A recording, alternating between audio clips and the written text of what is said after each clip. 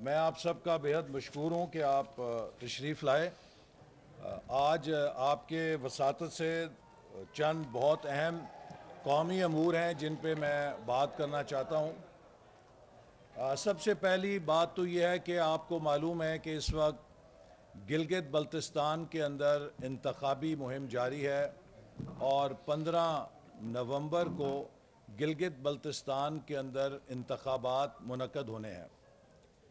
ہم نے اس حوالے سے اپنے تحفظات کا اظہار اس وقت کر دیا تھا جب مسلم لیگ نون کی سٹنگ حکومت پر 2 مہینے سے پہلے پابندی لگا دی گئی تھی کہ وہ کسی قسم کے جاری منصوبوں کے لیے بھی فنڈز ریلیز نہیں کر سکتی۔ جو آن گوئنگ پروجیکٹس تھے ان تک پر بھی فنڈز کی ریلیز پہ پابندی لگا کے سٹنگ گورنمنٹ کو غیر مؤثر کرنے کی کوشش کی گئی، جس پر اس وقت وزیر اعلیٰ حفیظ الرحمان نے بھرپور احتجاج کیا تھا۔ اس کے بعد مسلم لیگ نون کے اراکین اسمبلی جو گلگت بلتستان میں تھے ان پہ وفاقی حکومت نے بھرپور حملہ کیا، ہارس ٹریڈنگ کی اور تقریباً 9 کے قریب لوگوں کو مجبور کیا کہ وہ اپنی وفاداریاں بدلیں، جیسے کہ 2018 میں ساؤتھ پنجاب کے اندر لوگوں کو وفاداریاں تبدیل کرنے پہ مجبور کیا گیا تھا۔ یہی نہیں، جب نگران حکومت گلگت بلتستان میں بنی تھی تو اس نگران حکومت کو بھی وفاقی وزیر امین گنڈاپور اور وزیر اعظم ہاؤس کے الیکشن سیل کے ذریعے وہاں پر پی ٹی آئی کے افراد کو حلقوں کی بنیاد پہ نگران وزیر بنایا گیا اور انہیں ٹاسک دیا گیا کہ آپ نے ہر حلقے میں حکومت کے وسائل کو استعمال کر کے انتخابات میں حکومت کے لیے مثبت نتائج لانے ہیں۔ تو جو ایک غیر جانبدار نگران حکومت کا قیام تھا اس تصور کی دھجیاں بکھیر دی گئیں، اور پھر تمام پارٹیز کے ساتھ مل کر بیٹھ کے ضابطہ اخلاق بنایا گیا کہ الیکشن کیسے کیے جائیں گے۔ اس ضابطہ اخلاق میں یہ بات شامل کی گئی کہ کوئی حکومت کا نمائندہ، حکومت کا وزیر یا حکومت کا وزیر اعظم گلگت بلتستان میں الیکشن شیڈیول کے دوران دورے نہیں کرے گا، جیسا کہ آپ کو معلوم ہے کہ یہ پریکٹس پاکستان کے اندر بھی الیکشن کمیشن فالو کرتا ہے۔ پاکستان کے گیزٹ میں یہ نوٹیفیکیشن جاری ہوا ہے اور موجود ہے کہ جس حلقے میں یا جہاں انتخابی عمل شروع ہو جاتا ہے وہاں پہ کوئی حکومتی وزیر، مشیر یا وزیر اعظم یا وزیر اعلیٰ دورہ نہیں کر سکتا۔ اسی طرح کا ضابطہ اخلاق گلگت بلتستان کے لیے اپنایا گیا۔ لیکن مجھے نہایت افسوس سے کہنا پڑتا ہے کہ آپ یہ دیکھیے 26 اکتوبر کو علی امین خان گنڈاپور وفاقی وزیر کشمیر کا پورا ٹور پروگرام ریلیز کیا گیا اور وہ 2 دن کے لیے ہر حلقے کا دورہ کر فرما رہے ہیں موصوف، اور پوری وفاقی حکومت کی مشینری جھونک دی گئی ہے گلگت بلتستان کے انتخابات میں مثبت نتائج حاصل کرنے کے لیے۔ آپ مجھے بتائیے کہ کیا 2018 کا جو تجربہ تھا وہ ہمارے سامنے موجود نہیں ہے کہ جب بھی جعلی مینڈیٹ نکالا جاتا ہے اس کا کیا نتیجہ نکلتا ہے؟ وہ گلگت بلتستان جس میں مسلم لیگ نون کی 5 سالہ حکومت میں مثالی ترقی ہوئی، مثالی ڈیولپمنٹ ہوئی، مثالی امن قائم ہوا، 5 سالوں میں ایک شخص بھی فرقہ واریت یا دہشت گردی کے نتیجے میں جاں بحق نہیں ہوا، 0 ڈیتھ فار ٹیررزم، مثالی امن جو گلگت بلتستان کی تاریخ میں مثال نہیں ملتی، اور بہترین گورننس 5 سالوں میں ایک سکینڈل سامنے نظر نہیں آ سکا۔ کلین گورنمنٹ، ڈیولپمنٹ کی حکومت اور پیس کی حکومت قائم کی گئی۔ آج اس ترقی کو جو گلگت بلتستان میں مسلم لیگ نون نے 5 سالوں کی محنت اور ارک ریزی کے ساتھ ہمارے چیف منسٹر حافظ حفیظ الرحمان کی قیادت میں حاصل کی تھی، اس کا کھلواڑا کرنے کی، اس کو تباہ کرنے کی کوشش اسی طرح ہو رہی ہے جیسے 2018 میں ہماری 5 سالہ ترقی کو پی ٹی آئی نے آ کے ملیہ میٹ کر دیا، ستیہ ناش کر دیا، بیڑا غرق کر دیا پاکستان کی اس تمام ترقی کا۔ اب گلگت بلتستان کی اس ترقی کا بیڑا غرق کرنے کا فارمولہ استعمال کیا جا رہا ہے۔ میں وفاقی حکومت کو وارننگ دیتا ہوں کہ فوری طور پہ اپنے وزیروں کو گلگت بلتستان سے واپس بلائیں، فوری طور پہ تمام دھاندلی کے ہتھ کنڈے جو وہ بروئے کار لا رہے ہیں ان کو روکیں، اور ضابطہ اخلاق جو چیف الیکشن کمشنر نے آل پارٹیز کانفرنس میں منظور کیا تھا اس پہ سختی سے عمل درآمد کیا جائے۔ آپ یہ دیکھیے کہ اس ضابطہ اخلاق کے تحت جو نوٹیفیکیشن جاری ہوئے تھے، وزیروں کے دوروں کو ممکن کرنے کے لیے اس ضابطہ اخلاق میں بھی ترمیمی نوٹیفیکیشن جاری کیا جا رہا ہے کہ نہیں جی وہ ہم وڈرا کر رہے ہیں لہٰذا وزیر وہاں پہ دورے کر سکیں گے۔ تو اس قسم کی دن دہاڑے دھاندلی پاکستان میں کوئی مثال نہیں ملتی، اور اگر وفاقی حکومت نے گلگت بلتستان میں یہ دھاندلی کا عمل بند نہیں کیا تو پورا پاکستان گلگت بلتستان کے عوام کے حق نمائندگی کے دفاع کے لیے ان کی پشت کے اوپر کھڑا ہوگا۔ گلگت بلتستان پاکستان مسلم لیگ نون کا قلعہ ہے، وہ اپنے قائد نواز شریف سے محبت کرتے ہیں۔ اگر انہیں بیلٹ کی چوری سے، ان کے حق نمائندگی کی چوری سے، وہاں پہ وفاقی حکومت کے فنڈز کے ذریعے انتخابی نتائج پہ اثر انداز ہونے کی کوشش کی گئی تو ہم اس کے خلاف بھرپور احتجاج کریں گے۔ اور میں یہ بات بہت پہلے سے کہہ رہا ہوں کہ خدا را ہوش کے ناخن لیں، گلگت بلتستان کی سینسٹیوٹی کو سمجھیں۔ یہ پاکستان کے لیے نہایت حساس علاقہ ہے جس میں دشمن سازشیں کر رہا ہے۔ اس خطے میں ڈسٹربنس سے وہ سی پیک کا روٹ متاثر کرنا چاہتے ہیں۔ اس وقت اس خطے میں چین کی وجہ سے بہت حساسیت ہے، تو ہماری وفاقی حکومت کو تو اپنے چھوٹے سیاسی مفاد کی بجائے اس خطے کے استحکام کی فکر ہونی چاہیے تھی۔ اگر مسلم لیگ نون وہاں پہ الیکشن جیتتی ہے تو کیا مسلم لیگ نون کوئی ملک دشمن پارٹی ہے؟ یہ پاکستان کی بانی پارٹی ہے۔ جس ملک کے اندر اس ملک کو جنم دینے والی جماعت کو غدار قرار دیا جائے گا تو اس ملک کا پھر اللہ ہی حافظ ہے۔ لہٰذا میں حکومت سے اور chief election commissioner Gilgit Baltistan سے خاص طور پہ مطالبہ کرتا ہوں، اور سپریم کورٹ گلگت بلتستان کے جو چیف جسٹس ہیں ان سے درخواست کرتا ہوں کہ وہ انتخابات میں جو وفاقی حکومت کی مداخلت ہے اور دھاندلی ہے اس کا نوٹس لیں، اور گلگت بلتستان کے انتخابات جو پہلے ہی متنازع ہو چکے ہیں پری پول ریگنگ کے ساتھ، انہیں مزید متنازع ہونے سے اور ان کی وجہ سے اس خطے میں سیاسی بحران پیدا ہونے سے روکیں۔ دوسری بات جو میں کہنا چاہتا ہوں وہ یہ ہے کہ ہمیں یہ پڑھ کر آج بہت خوشی ہوئی ہے اور حیرت بھی ہوئی ہے کہ وہ شخص جس نے عوام کو پارلیمنٹ ہاؤس اور پاکستان ٹیلی ویژن کی عمارت پہ حملے کے لیے اکسایا، اور وہ ٹیلی فونک کنورسیشن جو وزیر اعظم اور صدر مملکت کی منظر عام پر آئی کہ کس طرح ایک دوسرے کو مبارکبادیاں دی جا رہی تھیں کہ ہم نے پارلیمنٹ ہاؤس اور پی ٹی وی فتح کر لیا ہے جیسے کشمیر فتح کر لیا ہے، کشمیر کا تو سودا کر لیا ہے، اسے تو مودی کو سرنڈر کر دیا ہے۔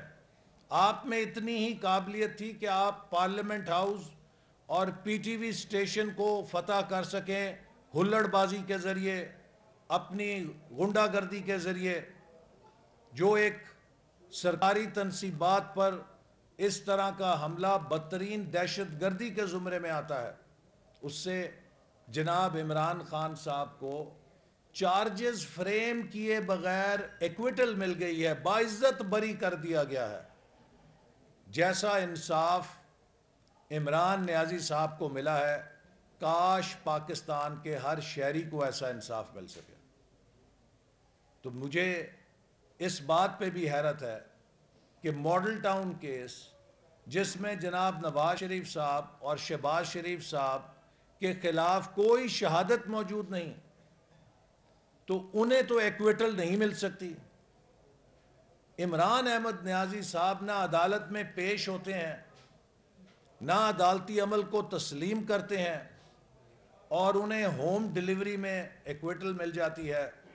یقیناً وہ اس کے حقدار ہو سکتے ہیں، اور اپوزیشن کے لوگ اس بات کے حقدار ہیں کہ وہ اپنے فیملیز کے ساتھ، اپنی خواتین کے ساتھ عدالتوں کے دھکے کھائیں، جھوٹے مقدموں کا سامنا کریں۔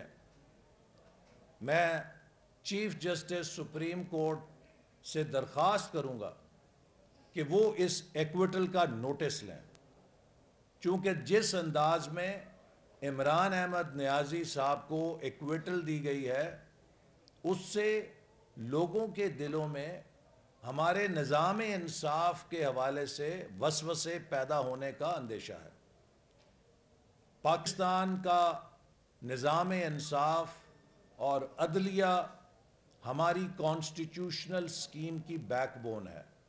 ہم نہیں چاہتے کہ عوام میں عدالتی نظام اور انصاف کے حوالے سے کسی قسم کی بدگمانی پیدا ہو، لہٰذا میں مؤدبانہ طور پہ چیف جسٹس سپریم کورٹ سے درخواست کرتا ہوں کہ اس عدالتی فیصلے کا جو نیچے ہوا ہے اسی انداز میں نوٹس لیں جس انداز میں ارشد ملک جج کے واقعے کا نوٹس عدالت نے لیا تھا، کہ کس طرح ایک شخص کو چارجز بھی فریم نہیں کیے جاتے، وہ پیش بھی نہیں ہوتا، اور اسے ہوم ڈیلیوری کے ذریعے ایکویٹل چٹ، کلین چٹ گھر بھیج دی جاتی ہے، پی ایم آفس پہنچا دی جاتی ہے۔ یہ ہمارے نظام انصاف کے اوپر سوالیہ نشان پیدا کرے گا، اور مجھے امید ہے کہ ہماری اعلیٰ عدلیہ اس کا ضرور نوٹس لے گی۔ کل وزیر اعظم نے تمام اپوزیشن رہنماؤں کو جیب کترا قرار دیا، اور میں نے کل بھی کہا تھا کہ پاکستان کی تاریخ کے سب سے بڑے جیب کترے عمران احمد نیازی صاحب ہیں، جنہوں نے 22 کروڑ عوام کا مینڈیٹ قوم کی جیب کاٹ کے چرایا ہے، جنہوں نے 200 ارب روپیہ غریب آدمی کی جیب کاٹ کے اپنے شوگر مافیاز کی تجوریوں میں ڈالا ہے، جنہوں نے تقریباً 150-200 ارب روپیہ غریب آدمی کی جیب سے کاٹ کے آٹا مافیا کی جیب میں ڈالا ہے، جنہوں نے اربوں روپے غریب آدمی کی جیب کاٹ کے اپنے دوائی مافیاز کی تجوریوں میں اور بیلنس شیٹوں میں ڈالا ہے، اور اس سے اپنی جیبیں بھی گرم کی ہیں۔ تو پاکستان میں ایسا کون سا لیڈر ہوگا جس نے 400 ارب روپے سے زیادہ غریب آدمی کی جیب کاٹ کے مافیاز کی تجوریاں بھری ہوں؟ تو آپ کو کیا حق ہے کہ آپ اپوزیشن پر اس طرح کے الفاظ کسیں؟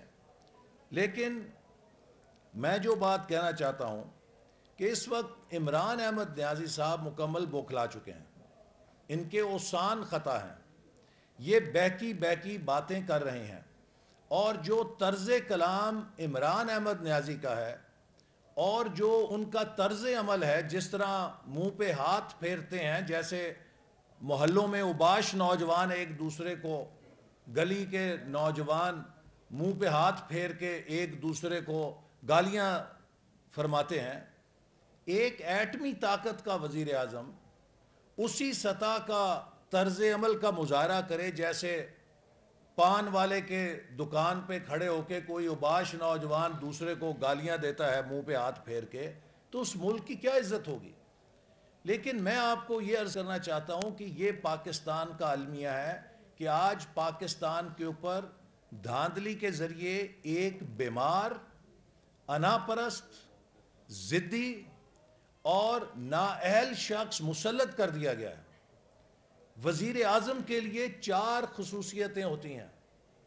پہلی خصوصیت ہوتی ہے اس کے پاس ویژن ہو کہ اس نے کرنا کیا ہے۔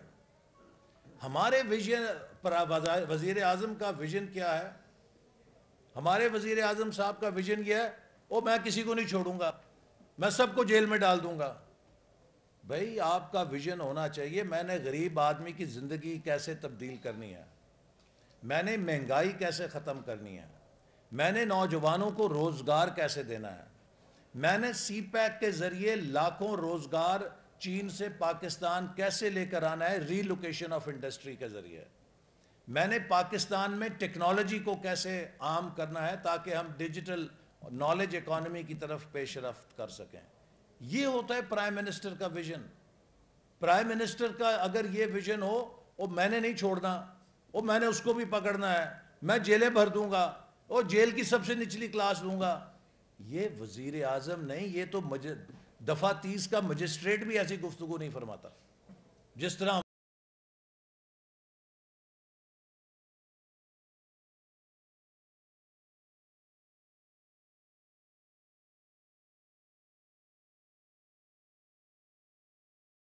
اندر سولیڈیرٹی پیدا کرتا ہے، جس طرح وزیر اعظم نواز شریف نے آرمی پبلک سکول کے سانے کے بعد پوری قوم کو نیشنل ایکشن پلان پہ اکٹھا کر دیا۔ ان موصوف کو بھی جو دھرنا دے کے بیٹھے تھے عزت کے ساتھ بلایا اور سب کے ساتھ مل کر ایک قومی اتفاق رائے پیدا کیا دہشت گردی کے خلاف۔ وزیر اعظم کا کام ہوتا ہے کہ سب کو بٹھائے اور سی پیک کے اوپر اتفاق رائے پیدا کیا۔ 2 دفعہ پرائم منسٹر نواز شریف نے پوری سیاسی جماعتوں کی قیادت، پارلیمانی قیادت کے ساتھ بیٹھ کے انہیں بریفنگ دی، ان کی باتیں سنی، ان کی تجاویز کو سی پیک میں سمو کے ایک نیشنل کنسنسس بنایا، تب سی پیک کامیاب ہوا۔ لیڈرشپ کا کام ہوتا ہے کہ اگر مخالف صوبائی حکومتیں ہیں سندھ اور خیبر پختونخوا میں، ان کو بھی وفاقی حکومت اسی طرح لے کر چلے جیسے پنجاب کی اپنی حکومت کو لے کر چلتی ہے۔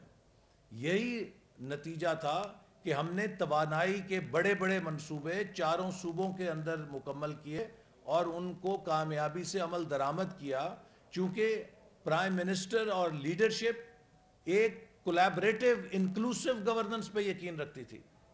ہم نے کبھی یہ نہیں کیا تو فلانا ہے، تو بھاگ جا، تو میرے دفتر نہیں آ سکتا۔ یہ وزیر اعظم یکجہتی کا دشمن ہے، یہ پولرائزیشن کر رہا ہے، یہ سیاسی میدان میں بھی انتشار پھیلا رہا ہے اور معاشی میدان میں بھی انتشار پھیلا رہا ہے اور خارجی میدان میں بھی انتشار پھیلا کے پاکستان کے تمام دوست ممالک پاکستان سے کاٹ دیے ہیں۔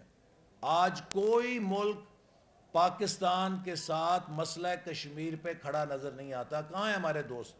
سب ایک ایک کر کے ہمیں چھوڑ گئے ہیں، اس لیے کہ یہ وزیر اعظم یکجہتی کا، انکلوسیونیس کا، تعلق بنانے کا وزیر اعظم نہیں ہے، یہ تعلق بگاڑنے کا وزیر اعظم ہے، یہ انتشار پیدا کرنے کا وزیر اعظم ہے، یہ ہر کسی کے پیچھے لاٹھ لے کے بھاگنے کا نام ہے عمران خان۔ آج پاکستان تنہا کھڑا ہے، ملک کے اندر بھی انتشار ہے اور باہر بھی انتشار ہے۔ تیسری چیز ہوتی ہے وزیر اعظم کی کہ وہ ٹیم ورک کرتا ہے، وہ ٹیم ورک کے ذریعے اپنے ویژن پر عمل درآمد کرتا ہے۔ آج آپ دیکھ لیجئے کہ وزیر اعظم نے باہر ٹیم کیا بنانی ہے، اپنی پارٹی کے اندر جوتو جوتی ہو رہے ہیں لوگ، اس کے اپنے ایم این ایز کہہ رہے ہیں کہ جتنی کرپشن آج ہے پاکستان میں اتنی پاکستان کی تاریخ میں کبھی نہیں تھی۔ پرائم منسٹر کی اپنی کیبنٹ کے اندر لوگ جوتی جوتی ہو رہے ہیں، ایک دوسرے کے خلاف تقریریں کر رہے ہیں۔ تو یہ حکومت تو خود اپنی ٹیم نہیں ہے، یہ ٹیم پاکستان کہاں سے بنا سکتی ہے؟ وزیر اعظم کا فرض ہے کہ وہ ایز چیف ایگزیکٹو ایک براڈ بیس ٹیم پاکستان بنائے، پاکستانی نیشن کو ٹیم کی لیڈرشپ دے، یہ تو اپنی پارٹی کٹھی نہیں رکھ سکتا، اس کے اندر روزانہ جھگڑے آپس میں سامنے آتے ہیں، اور آپ نے دیکھا ہے کہ ایک نیلے پیلے مشیروں کا ملغوبہ ہے، کوئی کوہرنس نہیں ہے کیبنٹ کے اندر، حکومت کے اندر، لہٰذا کچھ بھی نہیں۔ پھر چوتھی چیز وزیر اعظم کی ہوتی ہے وہ ڈیلیوری کرے، وہ نتائج نکال کے دکھائے۔ ہمارے حکومت میں وزیر اعظم نواز شریف کی حکومت نے 11,000 میگا واٹ بجلی لگا کے دکھائی، 2,000 کلومیٹر موٹر وے تعمیر کر کے دکھائے، پاکستان کے سب سے اہم منصوبے سی پیک کو بغیر کسی اتھارٹی کی طاقت کے، ووٹ کی طاقت کے ذریعے 29 ارب ڈالر کی سرمایہ کاری ہم جیسے مسکینوں نے زمین پہ کھڑی کر دی۔ میں نے جب سی پیک کو لیا تو ایک کورا کاغذ تھا، الحمدللہ 29 ارب ڈالر کے منصوبے بنائے، کامیابی سے چلائے، زمین پہ کھڑے کیے، کوئی سی پیک اتھارٹی نہیں تھی۔ آج سی پیک اتھارٹی کے نام پہ ایک نیا ناٹک رچایا جا رہا ہے، چونکہ اپنے من پسند لوگوں کو نوازنا ہے، اور سی پیک اتھارٹی سی پیک منصوبے کو سیبوتاج کرنے کا اس کا ہے، اس لیے کہ اس کے ذریعے ایک نئی بیوروکریسی پیدا ہو جائے گی، ایک ایسی نئی لیئر آ جائے گی جس سے اتھارٹی اور لائن منسٹریز کے درمیان بد اعتمادی بھی ہوگی، کھچاؤ بھی ہوگا، اور دو ملاؤں میں مرغی حرام ہو جائے گی، وزارتوں اور اتھارٹی کے درمیان سی پیک بیچارہ یتیم ہو جائے گا۔ تو اس طرح منصوبے نہیں چلتے ہیں کہ آپ اپنے عہدوں پہ قبضہ کرنے کے لیے لڑیں، اپنے من پسند لوگوں کو عہدے دینے کے لیے اتھارٹیاں بنائیں اور ان پر ایسے لوگوں کو لگا دیں کہ جو متنازع ہیں، متنازع ترین ہیں، تو اسے سی پیک کو آپ تباہ کرنا چاہ رہے ہیں، سی پیک کو آپ کامیاب نہیں کرنا چاہ رہے، اسے ناکام کرنا چاہ رہے ہیں۔ ہم نے تو کسی اتھارٹی کے بغیر سی پیک کی کامیابی کو پوری دنیا میں منوایا، اور 2018 میں 17-18 میں سی پیک پاکستان کے لیے سرمایہ کاری کا مقناطیس بن گیا تھا۔ امریکہ کے سفیر سے لے کر یورپین ممالک کے سفراء، مشرق وسطیٰ کے سفراء، سینٹرل ایشین ریپبلکس کے سفراء، جاپان اور ایسٹ ایشیا کے سفراء، سب امبیسڈرز آ کے ایک بات کرتے تھے، excellency, how can we join CPEC, how can we make investments in CPEC. Pakistan ایک انویسٹمنٹ ڈیسٹینیشن بن گیا تھا، اور آپ نے کیا کیا ہے؟ 2 سالوں میں پاکستان کو انٹرنیشنل بیگر بنا دیا ہے۔ From international investment destination, Pakistan کو آپ نے ایک انٹرنیشنل بیگر بنا دیا ہے کہ ہمارا وزیر اعظم کشکول لے کر جو کوئی دوست ملک ہے اس کے پیچھے بھاگ جاتا ہے، مجھے پیسے دے دو۔ نتیجہ یہ ہے کہ دوست ملکوں نے سائڈ کرنی کترانی شروع کر دی ہے کہ یار ادھر نال آنکھ نہ ملاؤ، پتہ نہیں اور پیسے مانگ لے گا۔ پاکستان سے کون چلے گا اس طرح کہ اگر پاکستان نے اپنے ہر دوست ملک سے پیسے ہی مانگنے ہیں فقیروں کی طرح، تو ہماری کیا عزت رہ جائے گی؟ آج ہماری نیشنل ڈگنیٹی کو پارا پارا کر دیا اس شخص عمران خان نے۔ اس کی ناکام اقتصادی پالیسی نے اس پاکستان کو، اس ایٹمی پاکستان کو، جس کی سی پیک کی وجہ سے ایک عالمی ساکھ بنی تھی، عالمی عزت بنی تھی، اس پاکستان کی ڈگنیٹی کو تباہ و برباد، ریزہ ریزہ کر دیا ہے۔ He has turned Pakistan into a beggar۔ نتیجہ یہ کوئی ملک ہمارے قریب آنے کے لیے تیار نہیں کہ ان سے ہاتھ ملایا تو پتہ نہیں کتنے پیسے مانگ لیں گے۔ بھئی ایسے ملک نہیں چلتے خدا کے لیے۔ یہ ایک ایسا ملک ہے، اس کے اتنے وسائل ہیں کہ یہ کسی کا محتاج نہیں ہو سکتا، یہ سیلف ریلائنٹ نیشن ہو سکتا ہے۔ آج 2 سالوں میں ہم اپنے لیے گندم پیدا کرنے کے قابل بھی نہیں رہے، اپنے لیے چینی پیدا کرنے کے قابل بھی نہیں رہے، وہ بھی ہم امپورٹ کر رہے ہیں ان کی نالائکی اور نااہلیوں کی وجہ سے۔ تو لہٰذا میرا آج یہی پیغام ہے حکومت کو کہ فوری طور پہ گلگت بلتستان میں دھاندلی بند کرو اور اپنے وزیروں کو وہاں سے واپس بلاؤ، اور اپنی زبان کو لگام دو، اور اپوزیشن کو غداری کے سرٹیفکیٹ دینے کی بجائے اپنے گریبان میں جھانکو اور دیکھو اور قوم کو جواب دو تم نے کشمیر کیوں دیا ہے. جو کام 72 سال میں بھارت نہیں کر سکا وہ نیا پاکستان میں کیوں کر ہوا ہے؟ کیا تم نے پاکستان کو کمزور کر دیا ہے؟ اگر پاکستان کمزور نہیں ہوا تو پھر ایک ہی وجہ ہو سکتی ہے کہ تم نے کشمیر کا سودا کیا ہے. تو پھر بتاؤ کہ کشمیر کا سودا کس سے کیا ہے اور کتنے میں کیا ہے؟ ہم ان شہیدوں کا خون رائے گاں نہیں جانے دیں گے جنہوں نے پاکستان کے پرچم کو سینے سے لگا کے بھارتی سیکیورٹی فورسز کی گولیاں سینوں پہ کھائی ہیں.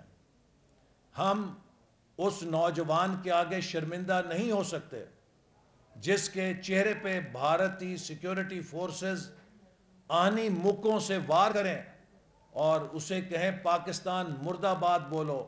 اس کے منہ سے لہو کا فوارہ نکلے اور اس کے ساتھ وہ پاکستان زندہ باد کہے. تو اس لیے اپنے گریبان میں جھانکو کشمیر کا سودا کس نے کیا ہے؟ پاکستان کو عالمی گداگر کس نے بنا کے ملک کی طاقت کو کمزور کیا؟ احسان صاحب یہ بتائیے گا کہ کل ایاز صادق صاحب نے قومی اسمبلی میں کھڑے ہو کے کہا ہے کہ حکومت شاہ محمود قریشی صاحب نے کہا تھا کہ اگر ہم نے کلبھوشن یا اس کو ابھینندن کو انڈیا کے واپس نہ بھیجا تو رات 9 بجے مودی ہم پہ حملہ کر دے گا. کیا یہ بات صحیح ہے؟ دوسرا میرا سوال یہ ہے کہ کل ہماری بات ہوئی وزیر اعظم آزاد کشمیر صدر آزاد کشمیر سردار مسعود احمد خان سے. ان کا کہنا ہے کہ یہ کسی کی جرت نہیں, یہ ایک سیاسی سٹنٹ تو ہو سکتا ہے کہ قوم کو مجروح تو کیا جا سکتا ہے غلط اطلاعات دے کر. کسی سول گورنمنٹ کی جرت نہیں ہے کہ وہ کشمیر کا سودا اتنی آسانی سے کر دے کیونکہ اس کی محافظ پاکستان کی فوج ہے. دیکھیے پہلی بات یہ ہے کہ جو ایاز صادق صاحب نے بیان دیا دنیا بھر کا اصول ہے کسی بھی ملک کی ڈپلومیٹک سٹرینتھ اس کی مجموعی قومی طاقت کا آئینہ ہوتی ہے, اور جو اس کی مجموعی قومی طاقت ہے اس کا ایک حصہ اس کی فوج ہوتی ہے, اور آج کل اس کا بڑا حصہ اس کی اکنامک ڈیپتھ اور اس کی فارن پالیسی کی ڈیپتھ ہوتی ہے. جب ایک ملک کو آپ عالمی سطح پہ تنہا کر دیں گے, اس ملک کی معیشت کو دیوالیہ کر دیں گے, تو پھر جنگ لڑنے کے لیے بھی وسائل کی ضرورت ہوتی ہے. جنگ لڑنے کے لیے بہت پٹرول چاہیے ہوتا ہے, بہت گولہ بارود چاہیے ہوتا ہے, جنگ کی رننگ کاسٹ بہت ہائی ہوتی ہے. اسی لیے آج یہ کہا جاتا ہے کہ نیشنل سیکیورٹی کا تعلق اکنامک سیکیورٹی کے اوپر ہے. تو کسی ملک کی اکنامک سیکیورٹی کو اگر کمزور کر دیا جائے تو یقیناً اس کی ڈپلومیٹک آپشنز بہت لمیٹڈ ہو جاتی ہیں. اور یہی ہم بار بار کہہ رہے ہیں کہ آج پاکستان کا سب سے بڑا چیلنج پاکستان کی اکنامک سیکیورٹی ہے. اگر ہماری اکنامک سیکیورٹی بحال نہ ہوئی تو ہمارے ٹینک, میزائل, ایٹم بم کسی کام نہیں آ سکے گا. سوویت یونین کی مثال ہمارے سامنے ہے. تو اس لیے یہ بات جو ہے اس میں کوئی ایسی غیر منطقی بات نہیں. جہاں تک کشمیر کا معاملہ ہے یہ وفاقی حکومت کی ذمہ داری ہے. آپ بتائیے کیوں بھارت نے, میرے 2 سوال ہیں کہ کیوں بھارت کو کیوں کر جرت ہوئی کہ وہ عمل اس نے آج اٹھایا عمران خان کی حکومت میں جو وہ کمزور سے کمزور نگران حکومت کے دور میں بھی پاکستان میں نہیں اٹھا سکا. پاکستان میں آتی نہیں نگران حکومتیں, کمزور حکومتیں, مضبوط حکومتیں, جمہوری حکومتیں, مارشل لاء حکومتیں. نہ بے نظیر بھٹو کی حکومت میں, نہ نواز شریف کی حکومت میں, نہ شاہد خاقان کی حکومت میں, نہ محمد خان جنیجو کی حکومت میں. کبھی کسی کی حکومت میں بھارت کو جرت نہیں ہوئی تھی کہ وہ کشمیر کے متنازع حیثیت کو تبدیل کر سکے. اور دوسری بات, ہم نے 1.25 سال ہو گیا ہے, کیا کیا ہے؟ یہ مودی نے کوئی اچانک آسمان سے کوئی معجزہ تو نہیں کر دیا, زمین پر اشارے موجود تھے. اس کے الیکشن مینیفیسٹو کے اندر یہ شامل تھا, وہ یہ کرے گا. ہمارے وزیر اعظم نے دعا دی اسے کہ جی آپ ضرور جیتیں اور یہ کام کریں, ہم آپ کے مددگار ہوں گے. آپ نے کیوں اس کو وش کیا؟ الیکشن کے فوراً بعد بی جے پی مقبوضہ کشمیر کے صدر نے کہا ہم یہ کرنے جا رہے ہیں 2 مہینوں میں. ہم نے کیا کیا؟ سفارتی سطح پہ کچھ نہیں کیا. بھارت نے 2 سے 3 لاکھ فوجیں مقبوضہ کشمیر میں اتار دیں یہ کام کرنے سے پہلے. یقیناً فوج نے رپورٹیں پرائم منسٹر ہاؤس کو دی ہوں گی کہ اس کے اوپر ہمیں کچھ کرنا چاہیے. یہ پرائم منسٹر آفس کا کام تھا کہ وہ اس پہ کوئی حکمت عملی بناتے. لیکن ہم نے بھارت کی 2 لاکھ فوج جو اتری مقبوضہ کشمیر میں اس کا بھی نوٹس نہیں لیا. پھر ان کا جو نیشنل سیکیورٹی ایڈوائزر ہے وہ 15 دن پہلے خود نگرانی کرنے مقبوضہ کشمیر سری نگر بیٹھ گیا. ہم اس پہ بھی خاموش رہے. ہماری وزارت خارجہ نے کیا کیا؟ تو میں کیسے مان لوں کہ اس حکومت کا کوئی گناہ نہیں ہے اس کے اندر؟ یہی حکومت ذمہ دار ہے پاکستان کو کمزور کرنے کی اور مودی کو شہ دینے کی. اس نے اتنا بڑا کام کیا اور پھر 1.25 سال ہو گیا ہے سوائے سرینا ہوٹل پہ ایک ٹائمر لگا دیے کتنے دن گزر گئے ہیں یا سوشل میڈیا کا ٹرینڈ بنانے کے اس حکومت نے کیا کیا؟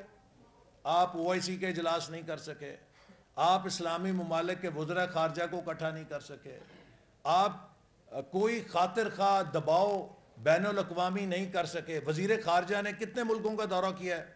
وہ اپنی پہنتے ہیں ملتانی ٹوپی اور ہر اتوار کو چھٹی ویکینڈ پہ ملتان میں اپنے مریدوں کے ساتھ کھڑے ہو کے ایک پریس کانفرنس فرما دیتے ہیں کشمیر کے اوپر. بھئی آپ کو تو سیکیورٹی کاؤنسل کے ممبر ممالک کا دورہ کرنا چاہیے تھا, یورپین ممالک میں جانا چاہیے تھا, دنیا کے تھنک ٹینکس میں جانا چاہیے تھا. ہمارا وزیر خارجہ تو 70% ٹائم ملک سے باہر گزارتا, جا کے لیکچر دیتا, دنیا کو جگاتا, کشمیر کا چیمپئن بنتا.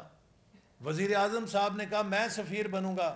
آپ بتائیے آپ نے سفیر بن کے کتنے ملکوں کا دورہ کیا کہ جی میں کشمیر کے 1 پوائنٹ ایجنڈا پر آیا ہوں؟ آپ کتنے اسلامی ممالک میں گئے ہیں کہ جناب میں کشمیر کا 1 پوائنٹ ایجنڈا لے کر آیا ہوں, برائے مہربانی اس کا نوٹس لیں, ہمارے ساتھ بات کریں.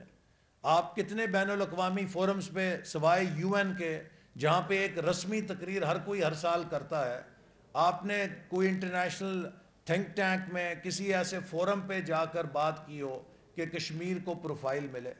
انہوں نے کشمیر کا قانون ہی بدل دیا ملکیت کا. تو اب آپ بتائیں نا کون قصوروار ہے؟ اچھا یہ بتائیے گا احسن صاحب, جب فیض آباد کا دھرنا ہوا تو آپ پاکی وزیر داخلہ تھے اور سوشل میڈیا نے ساری چیزیں دیکھی کہ وہاں پر کیا ہوا. اس کے بعد جب نواز شریف صاحب کا ایک بیان آیا کہ عمران خان کا دھرنا تھا تو XYZ کے ذریعے کوئی DGISI نے استعفیٰ مانگا. تو سوال یہ ہے کہ جب آپ پاور میں تھے, آپ کے پاس اختیارات تھے, تو آپ نے ان جرنیلز کے خلاف ایکشن اس وقت کیوں نہ لیا؟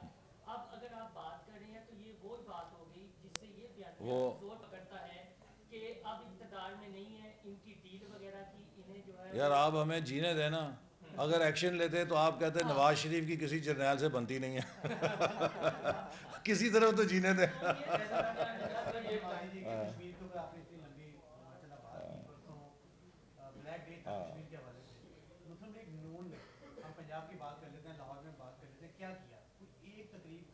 ہم نے کیا, ہم نے نہ صرف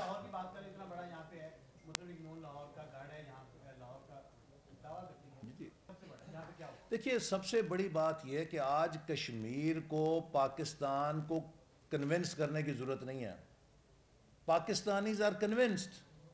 ہم پاکستانی قوم پوری کی پوری کشمیر کے عوام کے پیچھے کھڑی ہے. آج کشمیر کے عوام ہم سے یہ توقع نہیں رکھ رہے کہ جی ہم نے لاہور میں یا کراچی میں ریلی نکالی ہے, ہم تو 100 ریلیاں بھی نکالیں اس کا کوئی فرق نہیں پڑے گا. آج کشمیر کے عوام ہم سے یہ توقع رکھ رہے ہیں کہ ہم بین الاقوامی سفارتکاری کے ذریعے بھارت کے ان مظالم کا راستہ روکیں. ہم بین الاقوامی فورمز کے اوپر جو کشمیر میں ظلم ہو رہا ہے اس کو اجاگر کریں. ہم سفارتکاری کا پورا وزن ڈالیں ان کی پشت کے اوپر, جس سے ان کے انسانی بنیادی حقوق بحال ہو سکیں جو ایمرجنسی یا انیکسیشن کے بعد وہاں پہ سلب کیے گئے ہیں. تو لہٰذا آج کشمیر کی مدد یقیناً اپوزیشن زیادہ سے زیادہ اس پہ قراردادیں کر سکتی ہے, مذاکرے کر سکتی ہے, اس سے کوئی فرق نہیں پڑے گا. آج کشمیر کو حکومت پاکستان کی مدد کی ضرورت ہے کہ ہماری حکومت کیا کر رہی ہے. ہم تو وزارت خارجہ اپوزیشن کے متحد تو نہیں ہے نا, جو قومی ادارے ہیں وہ ہمارے متحد تو نہیں ہیں.